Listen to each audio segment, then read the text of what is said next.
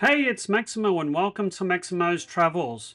This video will be an in-depth review of our flight from Melbourne to Los Angeles and Los Angeles to Tucson, Arizona aboard a Qantas 7879 Dreamliner and an American Airlines Bombardier CRJ700. I'll provide you with my impressions of the different terminals we visited, a detailed review of the House Aspire Lounge at Melbourne Airport, an insight to some of the scheduling delays that cause us to travel for 29 hours, have 8-hour layovers at Los Angeles Airport, and basically arrive at our destination 6 hours later than intended. I'll provide a detailed review of the comfort, amenity, food, and service of each of the flights. I'll even tell you how to get to Terminal 0 at LAX Airport, which doesn't appear on any airport maps, and will take in utterly spectacular scenery flying from LAX to Tucson Airport. Join us on this not-to-be-missed flight review.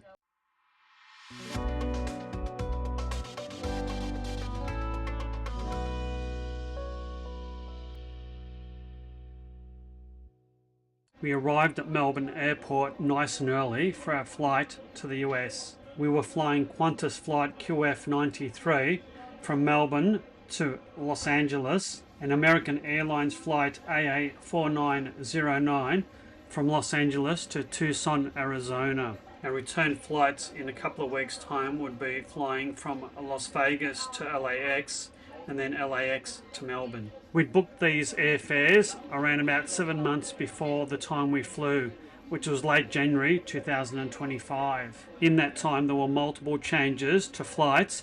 Some of the domestic flights were cancelled and we were rebooked on different airlines and at different times. It was all quite frustrating really. We were quite early and checked in with a minimum of fuss. There were absolutely no queues at the checkout counters. It took us no more than a couple of minutes to check in. Check-in on Qantas flights is 4 hours before the scheduled departure time. For international flights, what was also a minimum of fuss was our checked-in suitcases. Both Joe and I managed to pack suitcases under 15 kilos each. That would have to be a record for me in terms of travelling light. We also breezed through immigration and security. There were quite a few people there, but I think they've improved their systems and it was quite smooth going.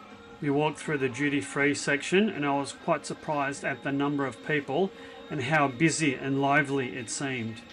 It was a big contrast to what we experienced a couple of years earlier. What are you doing, Joe? Saying goodbye to our Australian friends.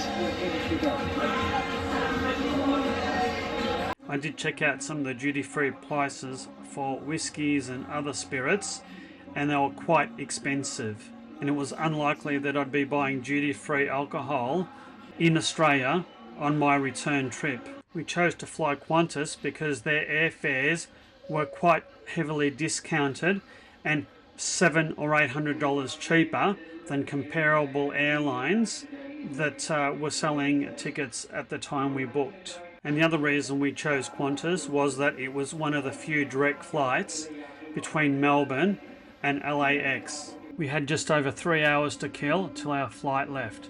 We headed over to the House Lounge. I can't pretend that's our plane because it's definitely not our plane. It's an A330. It is. 300. Yes. We are on a 7879 and Dreamliner.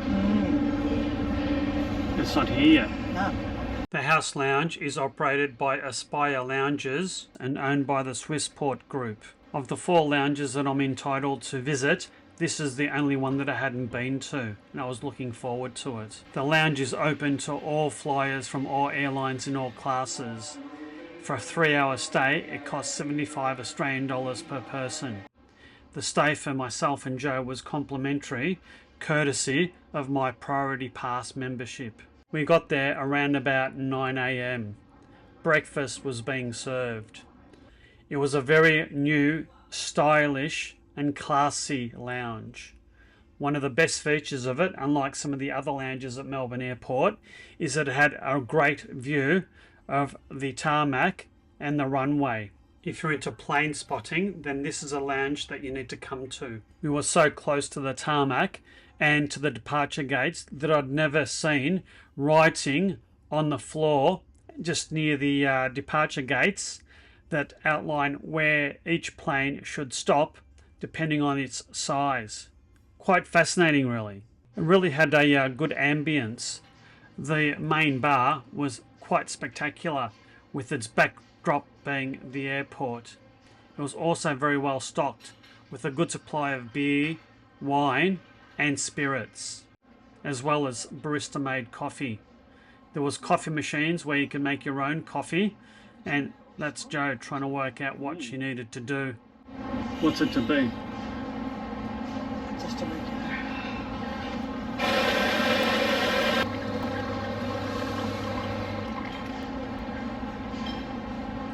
Done. I made myself a coffee as well. It was pretty decent too. The quality of the food was pretty good, but the selection was quite limited. Sausages, fried rice, and scrambled eggs. There was only like 3 main dishes available. There were also some nice desserts and yogurts available too. As I said, the quality was really good, but the selection was a little bit limited. There was plenty of space between all the different seating areas and between the seats. Because there wasn't many people here, it made the whole scene quite relaxed and chilled. The bathrooms were quite glitzy and flashy as well. They even had shower facilities. If you booked at the front reception, you could reserve your spot. All in all, I'd have to say a very nice, tranquil, glitzy, modern area that I wouldn't have any hesitation in coming to again. It's somewhat limited by the lack of variety of food, but the quality of food and the variety of alcohol and drinks sort of makes up for that, I think. There was one big overriding issue, however. The Wi-Fi at the house lounge is so slow it's pretty much unusable. All things considered, a pretty damn good spot to while away 2.5 odd hours while you're waiting for your flight. Time passed relatively quickly and it was time to head over to the departure gate and prepare for our departure, which thankfully was on time. Boarding for this flight was in groups. We waited for our group number to be called and proceeded to board. We were flying on a Boeing 787-9 Dreamliner, the same type of plane that we flew from Melbourne to Auckland and Auckland to San Francisco on Air New Zealand several months ago. It'd be interesting to compare this to that flight. Qantas has 14 long-haul Boeing 787 Dreamliners in service. Their average age is 5.9 years. Thank you so much. Thank you very much. Just the first out for me, please. They're a relatively new and modern aircraft. Our seats were 51A and 51B. The cabin was a 333 configuration, and we were very, very fortunate in that the seat next to us wasn't occupied for the flight, so we were able to spread out with the middle seat being free between us. The seating was quite a stylish burgundy colour and reasonably comfortable, reasonably spacious, with a decent recline, pitch and width. There was a very good level of legroom for my 5'7" stature. The one observation we both made as soon as we sat down was that the wasn't very well cushioned. The seats were quite thin and quite hard. This would prove quite true as the flight wore on, hour after hour. The toilets on board were new and quite well appointed. This is one of the smaller rear toilets. It's quite confined in terms of space, but it was fairly clean. The ratio for passengers is about 1:41, and there was a fair bit of queuing, especially at peak times. The in-flight entertainment system was quite good. It features a 12-inch high definition touchscreen that was quite responsive and didn't suffer too much from reflections. I always enjoy watching the moving map in flight, working out where you are, the distances you've travelled, the temperature outside and so on. This one was particularly good, but it did take quite a long time loading between the different screens. And as you can see by the animation, it was a bloody long flight, 14 hours and 20 minutes. And for whatever reason, I believed that most of the flight was going to be during daylight hours. In actuality, and as you can see in the animation, most of the flight was actually at night. Australia is generally such a long distance from anywhere, and it's important for two things. One is to minimise the number of flights you take from point A to your final destination, point B, and to get the most comfortable flight and seat that you can. And I think that's why my flight reviews have such a high emphasis over seat comfort, over service and food. There was a wide variety of TV shows, movies, music and audio books, and it didn't take very long at all to switch between different screens and to load up a movie. There was plenty of storage in the back of the seat, and the seat back was quite functional. It had a 2-stage tray table that slid out, and you could fold in half to store a drink. There was also a light, a mood light, plenty of room for phones, books. A wired headset was supplied, but it wasn't noise cancelling, so I decided to use my own noise cancelling headset. And a really great feature is this area to either store a book or a tablet to watch your own entertainment programs. There was also a little bit of room to store glasses and a few other things, and there's the USB power socket. All in all, a pretty good functional area. It was actually a pretty handy feature because you could set up your phone or tablet and watch your programs and things that you had downloaded whilst simultaneously charging your device. A Qantas magazine was even supplied. The headdress were adjustable for height, and the little wings folded out, so you could actually sleep there if you wished. The two middle armrests folded out the way for even greater space and comfort. There was a socket at the end of the armrest to plug in your headphones, and all in all, pretty decent area. I'm about 5'7", and there was oodles of legroom and sufficient width for me and Joe.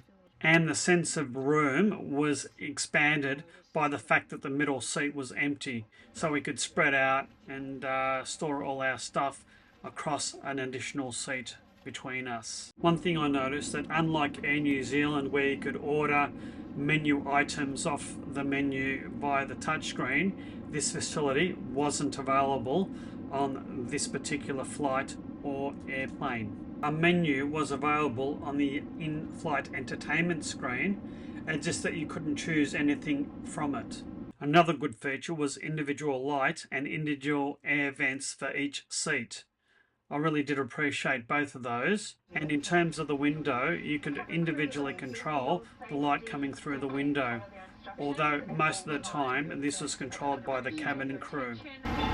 Fasten your seatbelt by inserting the clasp into the buckle and tighten by pulling the strap. If your seat is fitted with a sash belt, ensure it's in place for takeoff and landing. We pushed off from the departure gate right on the stroke of midday for an on-scheduled departure time.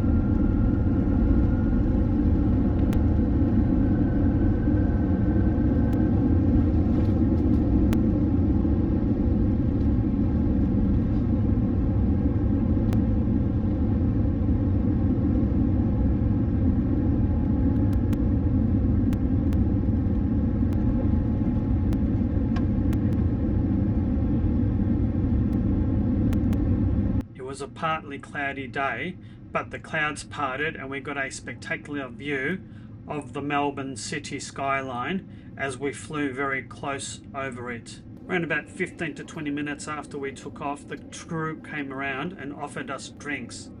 Joe opted for a gin and tonic, and I selected a local Pacific ale. They also provided us with some snacks. About 3/4 of an hour after we took off, lunch was served. I had a gluten-free meal that I selected before departure, and Joe opted for a vegetarian lacto-ovo meal option.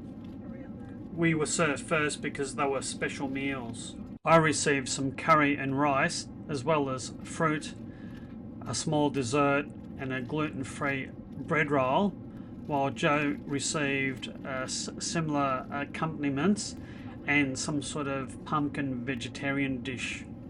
Both were quite nice and both were quite hot. And I've got to say, unlike a lot of the night flights we've recently taken, it's so much easier to film during daylight hours. My chicken curry was particularly nice and quite flavourful.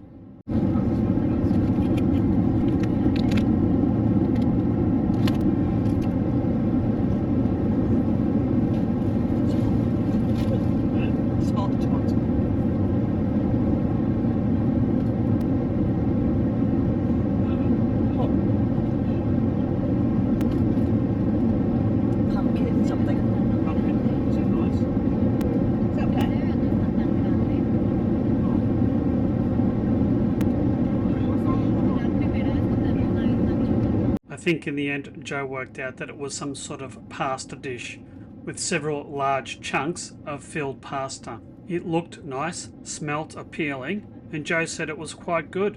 And the gluten-free dessert cake was also particularly nice. It had a very nice almond flavour and just the right amount of sweetness. Economy passengers received a small amenity kit. Here's what it contained. Couple of earplugs, an eye mask,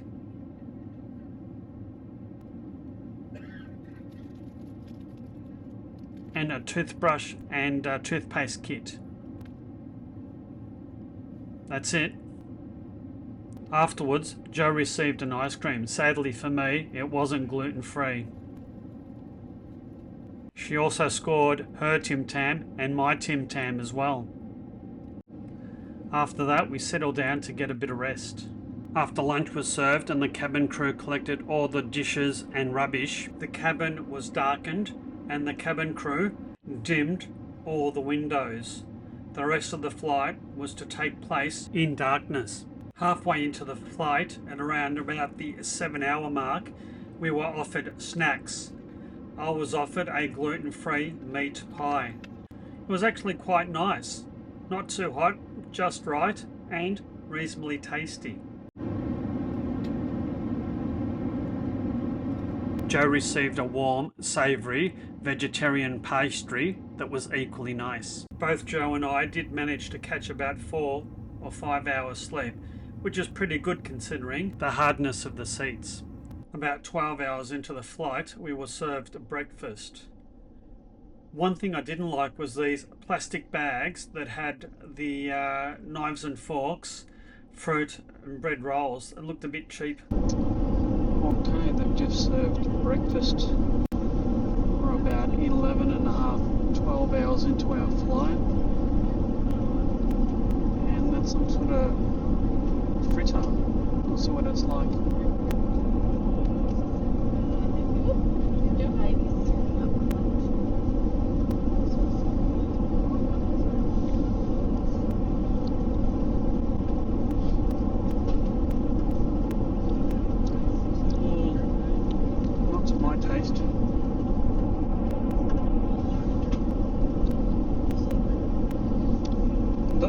Their baked beans are spice baked beans. The patties were fairly average, but the spice baked beans and potatoes and tomatoes were quite good. So we've been going for about 12 hours now. We've got just over an hour to go to land up in Los Angeles.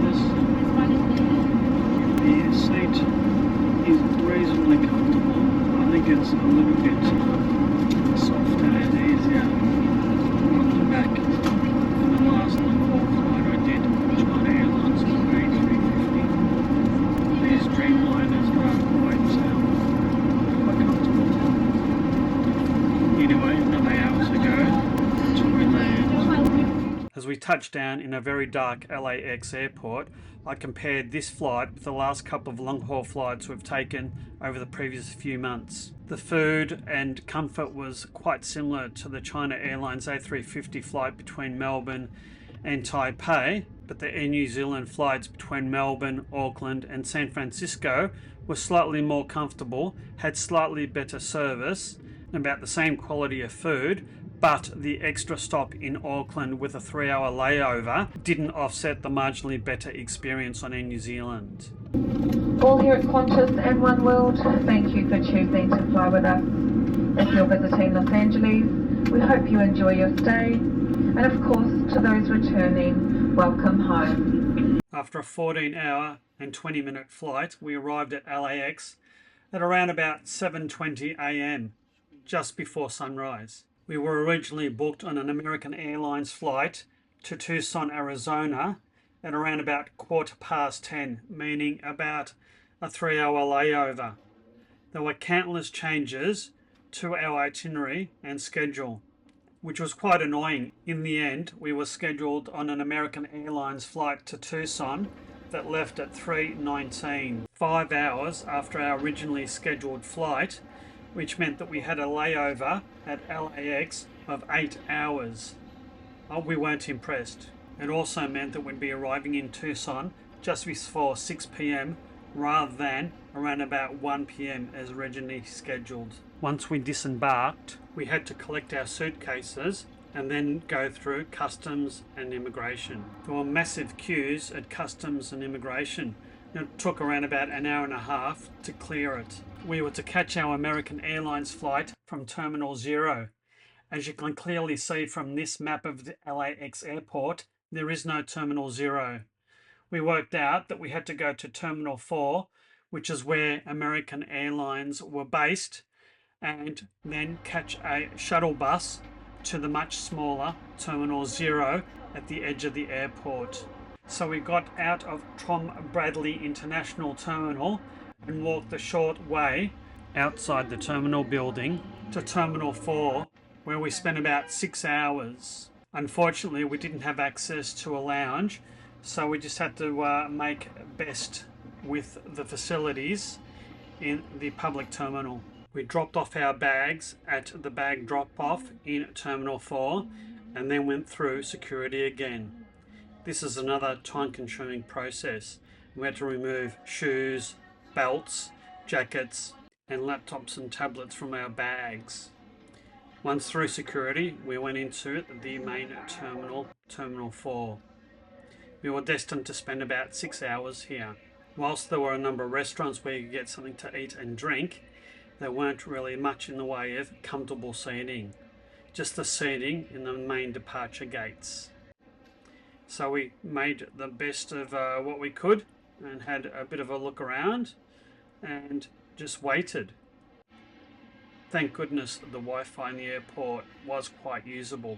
We were feeling mighty tired by this stage, and going for short walks through the terminal didn't seem to help. We decided to have lunch around about midday at one of the Mexican restaurants in the terminal. It was quite expensive. 2 plates of food and a couple of beers was about $65 US, around about 104 Australian dollars. Our first meal in the US, Joe. What have you got there? Tacos.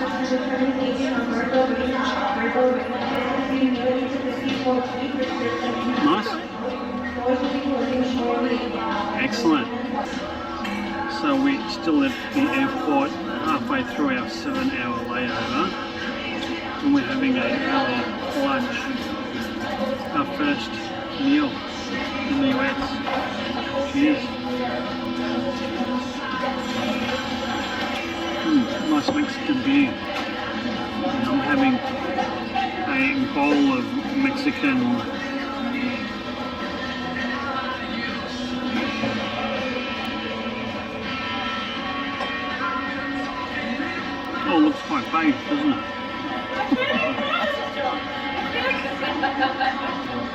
it taste like? Yeah, not bad. I've asked it with no onions, so the onions and sauce would have been a bit better, but better safe than sorry. Quite nice.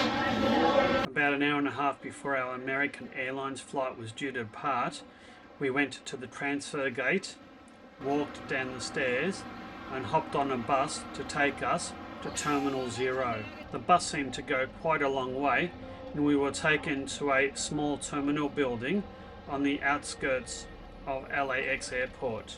Terminal 0 was a bit bland and stark.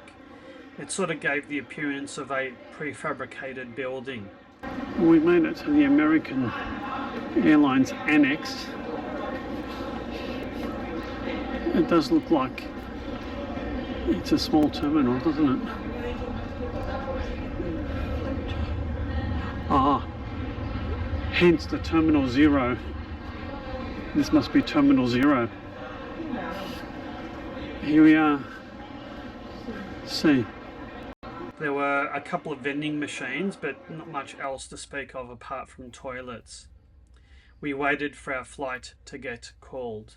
Our flight was called and the departure gate led out to a ground level covered walkway that led to the small regional jet that we were about to get on. This is the smallest plane we'd been on since an ill-fated flight in Vanuatu, where the exact plane that we were on crash landed on its very next flight. But that's a story for another day. We were boarding American Airlines flight 4909, operated by SkyWest. We were on a Bombardier CRJ700 with 90 seats. And with so few seats, it didn't take long at all to fully board the plane. The overhead bin or under the seat in front of you, please step into your row with your bags to allow all the passengers that are in the aisle to make their way towards their seat. Once the aisle is clear, you can take those bags. The plane pushed off for an on-schedule departure. The flight to Tucson was expected to be 1 hour and 31 minutes. One of the things that quite surprised me was just the length of time it took to taxi from our departure gate to the end of the runway in preparation to take off. It seemed like it was about 15 minutes, maybe even 20 minutes of taxiing all up. The cabin was in a 2x2 seat configuration and the seats were quite basic. There was no entertainment system or charging options on the seats. The seats had a basic tray table and a little bit of storage for magazines and the odd tablet or phone. Really, not much else. The legroom was okay, but there wasn't much width to the seats. Joe and I were sort of squished together. Thank goodness it was only an hour and a half flight. One of the things that was present was individual lights and individual air vents. That was much appreciated. We were in seats 10A and 10B, slightly forward of the wing. Ladies and gentlemen, welcome aboard American Eagle Flight 4909, service to Tucson. Time and route today, wheels up to wheels down, is 1 hour and 9 minutes at a flight altitude of 47,000 feet. Temperature in Tucson right now is 53 degrees and cloudy, with a low of 40 degrees tonight. Should be smooth rides on the way over. I'll try to get the seatbelt sign off for you once we are on our way. In the meantime, sit back, relax, and enjoy the flight. Once again, welcome aboard. One eternity later. It really did seem like an eternity, but finally we reached the end of the runway and prepared to take off.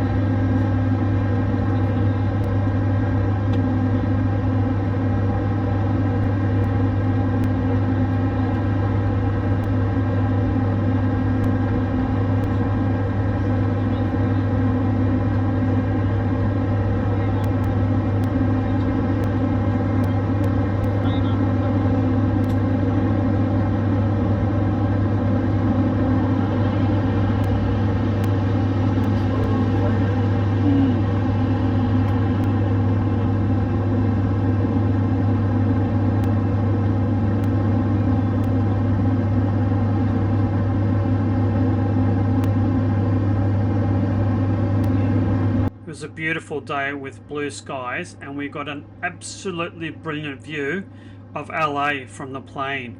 And the ride was surprisingly smooth, comfortable, and quiet. I was also quite surprised that we headed quite a long way out to sea before turning around and heading back overland. After 12 to 15 minutes of flying, we were served snacks and complimentary tea and coffee and soft drinks. As we got closer and closer to Tucson, the scenery outside got more and more spectacular.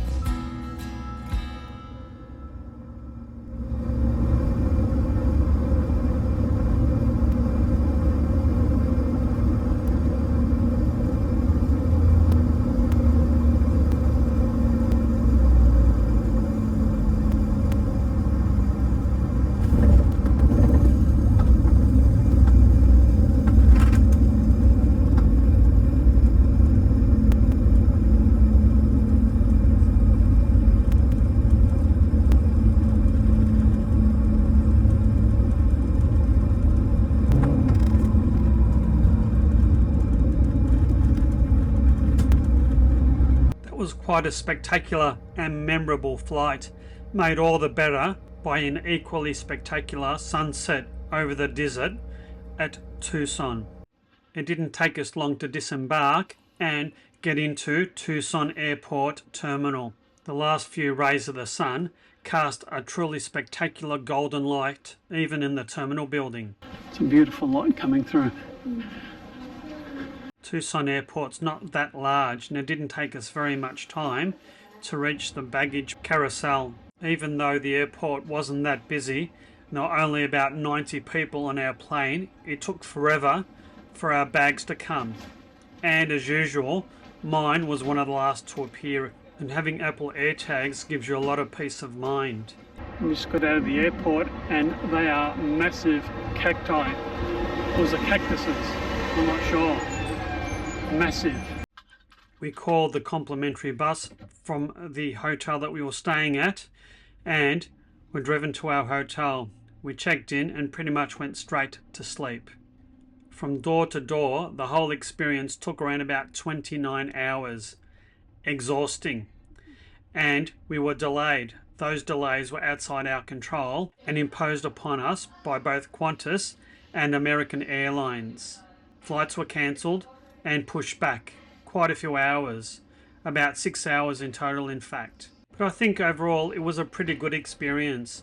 Would I fly economy with Qantas and American Airlines again?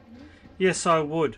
I'd just be a bit wary that your flight's liable to change and you may get to your destination a little bit later than you might otherwise expect. So if you've got onward travel plans, I'd just take that into account and perhaps fly a day before any important dates or events. Would I fly this route and with these airlines again? Well, yes, I would. But if my budget could stretch and airfares were reduced somewhat, I'd be looking to fly premium economy or even business class on points. And I think Qantas is just as good or bad, considering your perspective, as any other airlines that fly long-haul flights to and from Australia. So in the end, I think it just comes down to price, really. I do hope you've liked this video. If so, please consider hitting that like and subscribe button. Hit that notify bell so you'll never miss another upcoming video. If you'd like to support my channel, please consider buying me a coffee or hit that super thanks button. My next video series will cover our travels in Arizona and Nevada in the USA. So look out for those videos. Until next time, you take care and bye now.